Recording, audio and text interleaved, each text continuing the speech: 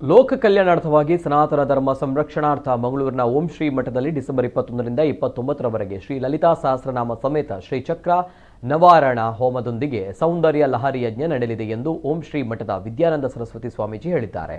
ಮಾಧ್ಯಮಕ್ಕೆ ಮಾಹಿತಿ ನೀಡಿದ ಅವರು, ಇದು 2ನೇ ವರ್ಷದ ಕಾರ್ಯಕ್ರಮವಾಗಿದ್ದು ಇದರಲ್ಲಿ 100 ಶ್ಲೋಕವಿದ್ದು ತುಂಬಾ ವಿಶೇಷವಾದ ಗ್ರಂಥ ಇದಾಗಿದ್ದು ಯಾವುದೇ ತೊಂದರೆಗಳಿಗೆ ಇದರಿಂದ ಪರಿಹಾರ ಸಿಗ್ತದೆ.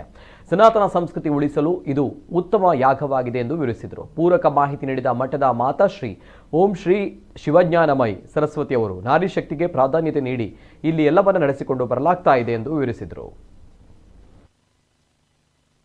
ಮಂಗಳೂರು ಓಂ ಶ್ರೀ ಮಠದಲ್ಲಿ ಡಿಸೆಂಬರ್ 21ರಿಂದ ಪ್ರಥಮ ದಿನದಿಂದ ಡಿಸೆಂಬರ್ 29ವರೆಗೆ ಸೌಂದರ್ಯಲಹರಿ ಮಹಾಯಾಗ ನಡೆಯಲು ತೀರ್ಮಾನ ಆಗಿದೆ.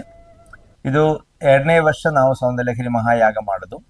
ಸೌಂದರ್ಯಲಹರಿ ಅಂದರೆ ಜಗದ್ಗುರು ಶಂಕರಾಚಾರ್ಯ ಭಗವತ್ಪಾದರಿಂದ ರಚಿಸಿದ ವಿಶೇಷವಾದ ಒಂದು ಕೃತಿ. ಅದರಲ್ಲಿ 100 ಶ್ಲೋಕಗಳಿದೆ. ಒಂದೊಂದು ಶ್ಲೋಕಗಳಿಗೆ ಒಂದೊಂದು ಅರ್ಥ ಬರ್ತದೆ. ಒಂದೊಂದು ಶ್ಲೋಕ ಒಂದೊಂದು ಫಲಗಳಿರ್ತದೆ. ಮಾಂತ್ರಿಕ ತಾಂತ್ರಿಕ ವಿದ್ಯೆಯಲ್ಲಿ ಎಲ್ಲದಕ್ಕೆ ತುಂಬ ವಿಶೇಷವಾದ ಗ್ರಂಥವೇ ಸೌಂದರ್ಯಲಹರಿ. ಅದನ್ನ ಐತಿಹ್ಯಗಳು ತುಂಬ ಇದೆ. ಸೌಂದರ್ಯಲಹರಿಯನ್ನು ಶಂಕರಾಚಾರ್ಯರು ಕೈಲಾಸಕ್ಕೆ ಹೋಗುವಲ್ಲಿ ಗೋಡೆಯಲ್ಲಿ ಬರೆದಿಟ್ಟದು. ಅದು ಅರ್ಧ ಆದ ಮೇಲೆ ಇವರಿಗೆ ಜ್ಞಾನ ಬರಬಾರ್ದಲ್ಲಿ ಅದು ಅವರು ಮುಚ್ಚಿ ಇದೆ. ಆಗ ಬಾಕಿ ಭಾಗವನ್ನು ತನ್ನಷ್ಟಕ್ಕೆ ಶಂಕರಾಚಾರ್ಯರು ರಚಿಸಿದೆ ಅಂತ ಐತಿಹ್ಯ ಉಂಟು. ಏನಾದರೂ ಸಹ ಇಷ್ಟು ವಿಶೇಷವಾದ ಒಂದು ಶ್ಲೋಕಗಳು ಇದ್ದ ಕೃತಿಯೇ ಸೌಂದರ್ಯಲಹರಿ. ಅದರಲ್ಲಿ ಒಂದೊಂದು ಶ್ಲೋಕಕ್ಕೆ ಬೇರೆ ಬೇರೆ ನೈವೇದ್ಯಗಳು ವಿಧಿವಿಧಾನದಲ್ಲಿದೆ. ಆ ನೈವೇದ್ಯಗಳನ್ನು ಕೊಟ್ಟುಕೊಂಡು ಮಾಡುವಂಥ ಒಂದು ಕಳೆದ ವರ್ಷ ಪ್ರಥಮವಾಗಿ ನಾವೇ ಇಲ್ಲಿ ಮಂಗಳೂರು ಓಂ ಶ್ರೀ ಮಠದ ಮಠಾಧಿಪತಿ ಆದ ಮಾತಾಶ್ರೀ ಓಂ ಶ್ರೀ ಶಿವಜ್ಞಾನಮಯಿ ಸರಸ್ವತಿ ಅಮ್ಮನ ನೇತೃತ್ವದಲ್ಲಿ ಅವರ ಹಸ್ತಗಳಿಂದ ಈ ಯಾಗವನ್ನು ನಡೀತಾ ಇದ್ದೇವೆ.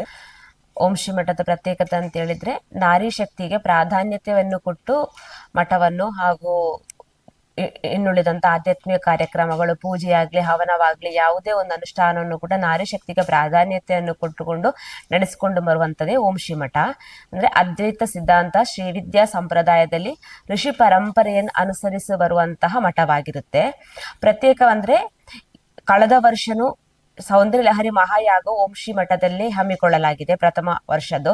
ದ್ವಿತೀಯ ವರ್ಷದ್ದು ಈ ವರ್ಷ ಪುನಃ ಶ್ರೀ ಚಕ್ರ ನವಾವರಣ ಹೋಮ ಹಾಗೂ ಲಲಿತಾ ಸಹಸ್ರನಾಮಾರ್ಚನೆ, ಅದರ ಜೊತೆಯಲ್ಲಿ ಸೌಂದರ್ಯಲಹರಿ ಮಹಾಯಾಗವನ್ನು ನಡೆಸಿಕೊಂಡು ಬರ್ತಾ ಇದ್ದೇವೆ. ಈ ಕಲಿಯುಗದಲ್ಲಿ ಸೌಂದರ್ಯಲಹರಿ ಮಹಾಯಾಗವು ಯಾರು ಮಾಡಿಲ್ಲ ಎನ್ನುವಂತಹದ್ದೊಂದು ಪ್ರತ್ಯೇಕವಾಗಿರುತ್ತೆ. ಪ್ರಥಮವಾಗಿ ನಾವು ನಡೆಸಿಕೊಂಡು ಬರ್ತಾ ಇದ್ದೇವೆ. ಇದೇ ನವೆಂಬರ್ 5ನೇ ತಾರೀಕು ಕಾರ್ತಿಕ ಹುಣ್ಣಿಮೆಯಂದು ನಮ್ಮ ಬೆಳಗಾವಿ ಹಿರೇಮಠದ ಉಕ್ಕೇರಿ ಚಂದ್ರಶೇಖರ ಶಿವಾಚಾರ್ಯ ಮಹಾಸ್ವಾಮೀಜಿ ಅವರು ಸೌಂದರ್ಯಲಹರಿ ಮಹಾಯಾಗದ ಪತ್ರಿಕೆಯನ್ನು ಕೂಡ ಬಿಡುಗಡೆ ಮಾಡಿದ್ದಾರೆ. ಕಾರ್ತಿಕ ಪೌರ್ಣಮಿ ಅಂದು ಬಿಡುಗಡೆಯಾಗಿರುವಂತದ್ದು.